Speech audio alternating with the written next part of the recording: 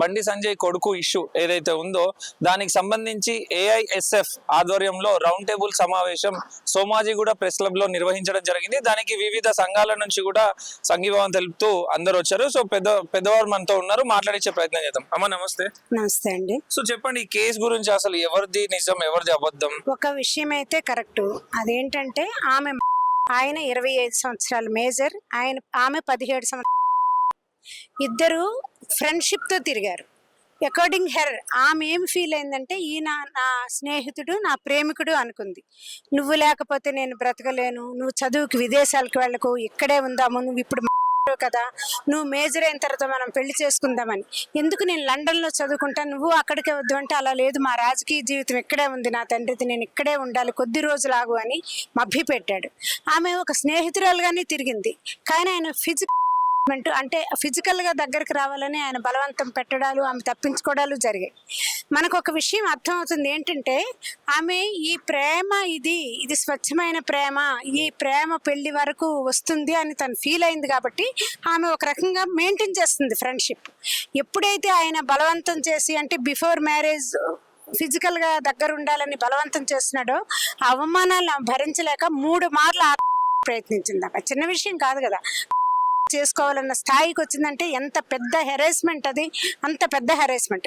తర్వాత ఒకనొక fine morning breakup అన్నాడు. దాంతో ఆమె మైండే బ్రేకప్ అయిపోయింది. ఆమెకు తట్టుకోలేక థర్డ్ టైం చేసుకోవడానికి ప్రయత్నించింది.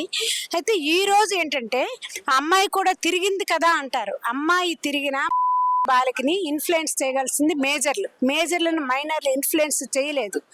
ఈ రోజు ఇటువంటప్పుడు ఆయన అలాంటి దాడులు చేసిన సందర్భంగా ఆయన మీద కేసు పెట్టడానికి పూర్తిగా అంటే ఒక రకమైన అయిష్టత స్టేట్ గవర్నమెంట్కి. బండి సంజయ్ గారితో ఉన్న స్నేహము ఇక్కడ ఈయన ఎవరు, రేవంత్ రెడ్డి, ఇతను ఒక డిఫెన్స్ మినిస్టర్, హోమ్ మినిస్టర్, ఆయన ఒక deputy home minister of centre. వీళ్ళిద్దరు స్నేహం ఇలా పరిడి వెళ్తుంది. కాబట్టి బేటీ బచావో అనేది ఏమి ఇక్కడ లేదు. బీజేపీ బేటీ బచావో పక్కన పోయి బేటా బచావో బేటా భగావో అని చెప్పేసి వచ్చింది. అంటే బేటా బచావో కొద్ది, బేటాని రక్షించడం కాదు కదా. రక్షించడం ఏంటంటే మానసికంగా, శారీరకంగా, నైతికంగా, సాంస్కృతికంగా ఒక వ్యక్తిని పైకి తీసుకురావడమే రక్షించడం. అంతేగాని వెధవ పనులు చేస్తున్న వాళ్ళని పక్కన పెట్టడం అంటే అది రక్షించడం కాదు. మరింత నైతిక స్థాయిని దిగజార్చే పరిస్థితికి వస్తుంది. తండ్రి తాలూకు పొజిషన్ చూసి ఆయన విర్రవీగడం అనేది జరిగింది. ఈ రోజు చట్టం కూడా వాళ్ళు ఎందుకు పెట్టారంటే, ఆ తల్లి నరేంద్ర మోడీ మీటింగ్ లో ఈ రోజుగానే ఆ అబ్బాయి మీద కేసు రిజిస్టర్ చెయ్యకపోతే నేను చేసుకుంటాను అని బెదిరించిన టైంలో చట్టం పెట్టారు. ఈ చట్టం చాలా కఠినమైంది. బీజేపీ వచ్చిన తర్వాత మరిన్ని కఠినమైన సెక్షన్లు పెట్టడం అనేది జరిగింది. ఆ కేసు రిజిస్టర్ అయిన తర్వాత ఇంకా వేరే రకాల ఇన్వెస్టిగేషన్లు అవసరం లేదు. దాని ప్రకారం ఏంటంటే, ఇంతకుముందు ఒక యూట్యూబర్, ఒక ప్రముఖమైన యూట్యూబరు ఇటువంటి పనికి పాల్పడితే ఆయన మీద చట్టం పెట్టారు. 20 సంవత్సరాల జైలు శిక్ష ఆయన అనుభవిస్తున్నాడు. అది ఇక్కడ వర్తింపు చేయాలని మహిళా విద్యార్థి యువజన సంఘాలు, సంఘ సంస్కర్తలు, కార్యకర్తలు, సామాజికవాదులు అందరూ ఇప్పుడు డిమాండ్ చేస్తున్నది ఏంటంటే, చట్టం అమలు చేస్తే సరిపోతుంది. ఇంక సిట్ కాదు. సిట్ ఏంటంటే కేసుని నీరుగార్చడానికే సిట్ని పెడుతున్నారు, స్పెషల్ ఇన్వెస్టిగేషన్ టీం. ఇంకొక ఆశ్చర్యకరమైన విషయం ఏంటంటే, ఆయన దొరకటం లేదు. పోలీస్ డిపార్ట్మెంట్కి ఎంత తలవంపులు ఇది. ఆఫ్టర్ ఆల్ ఒక పోరగాడు దొరకడా? ఇంత పోలీస్ ఎంతటి టెక్నాలజీ ఉందంటే, నిమిషాల్లోని, అంటే దేశ సరిహద్దులు దాటి వెళ్ళిపోయిన వాళ్ళని కూడా ట్రాప్ చేసే అంత టెక్నాలజీ అనేది ఈ రోజు ప్రపంచంలో ఉంది, మన దేశంలో ఉంది, మన రాష్ట్ర పోలీస్ డిపార్ట్మెంట్కి ఉంది.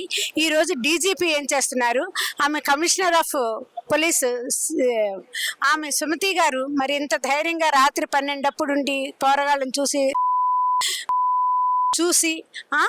అసలు రక్షణ లేదు. ఈ రోజు రాష్ట్రంలో అమ్మాయిలకు రక్షణ లేదని ఆమె తీర్మానించారు. మరి ఈ రోజు ఆమె ఎందుకు నోరెత్తడం లేదు? అలాగే కాంగ్రెస్ మహిళా సంఘం ఎందుకు నోరెత్తడం లేదని మేము డిమాండ్ చేస్తున్నాము. బీజేపీలో కూడా చాలా మంది లేడీ లీడర్స్ ఉన్నారు. మేము లేడీస్ తరఫున మాట్లాడతాము, రామరాజ్యం తీసుకొస్తాం అని మాట్లాడే వాళ్ళ నోర్లు ఇప్పుడు మోగబోయాయి అంటారా? మోగబోయాయి కదా, ఇన్నెందుకు? ఇప్పుడు దాన్ని ఏమంటారు బాబు, వాలంటైన్స్ డే. ఈ ప్రేమికులు ఒక పార్కులో కూర్చుంటే వాలంటీర్స్ డే సరదాగా చాక్లెట్లు గులాబీ పూలు ఇచ్చుకొని ఇంకా డబ్బున్న వాళ్ళు పెద్ద గిఫ్ట్లు ఇచ్చుకొని కూర్చొని కబుర్లు చెప్పుకుంటే వీళ్ళు తాళిబొట్లు పట్టుకొని తిరుగుతారు ఆర్ఎస్ఎస్ వాళ్ళు పెళ్లి చేసేద్దాం. ఏంటి జస్ట్ ఫ్రెండ్స్ గా కూర్చొని మాట్లాడుకున్నంత మాత్రాన చాచా నెహ్రూ పార్క్, ఇందిరా పార్క్ కి, అదే సంజీవ్ రెడ్డి పార్క్ కి పరిగెట్టెళ్ళి తాళిబొట్లు కడతామంటారు. మరి ఈ పిల్లడు స్వయంగా వాట్సాప్ మెసేజ్లు చూస్తే అన్ని ఆయన ఎన్ని విధాలుగా ఆమెని హెరాస్ చేశాడో, ఫిజికల్ గా దగ్గర అవడానికి ఎంత ప్రయత్నించాడో, ఎంత నమ్మించాడో, ఎంత మోసపూరితమైన మాట్లాడాడో, ఆమె చదువును కూడా నాశనం చేశాడు. అటువంటి వ్యక్తి పెళ్లి చేసుకోవాలని మరి ఆర్ఎస్ఎస్ డిమాండ్ చేయొద్దా? ఆర్ఎస్ఎస్ తాలూకా రాజకీయ ముఖమే బీజేపీ కదా, మరి బీజేపీ మొహమే ఆయన ఆవిడ బండి సంజయ్ది కదా. మరి ఈ రోజు కొడుక్కి అమ్మాయి చేత ఎందుకు పెళ్లి చేయించడు? పెళ్లి ఎందుకంటే మీ అమ్మాయి ఈ అబ్బాయికి పడిపోయినట్టు ఎందరికి పడిపోయిందో అన్నాడు. మరి అబ్బాయికి ఈ విషయం వర్తిస్తుంది కదా. ఈ అమ్మాయికి పడిపోయినాడు ఎందరికి పడిపోయాడు, నాకు నోరు ఆరుస్తుంది. ఎంతమందికి పడిపోయాడు అని వాళ్ళు అడగొచ్చు కదా. అంటే అబ్బాయికి ఒక నీతి, అమ్మాయికి ఒక నీతి కాదు కదా. కాబట్టి మేము డిమాండ్ చేస్తుందంటే అబ్బాయికి అమ్మాయికి పెళ్ళి అవ్వాలని మేమైతే కోరుకోవటం లేదు. అటువంటి వ్యక్తులతో పెళ్ళి అవ్వటే అమ్మాయి ఏమి సుఖపడదు. మాకు కావాల్సింది ఆయన చేసిన దుష్టాచారానికి వ్యతిరేకంగా ఆయనకు ఇంప్లిమెంట్ చేయాలని, కఠిన కారాగార శిక్ష అకార్డింగ్ ది చట్టం. బయట నుంచి మేమేం డిమాండ్ చేయలేదు, చట్ట ప్రకారం ఆయనకి కఠిన శిక్ష పడాలని డిమాండ్ చేస్తాం.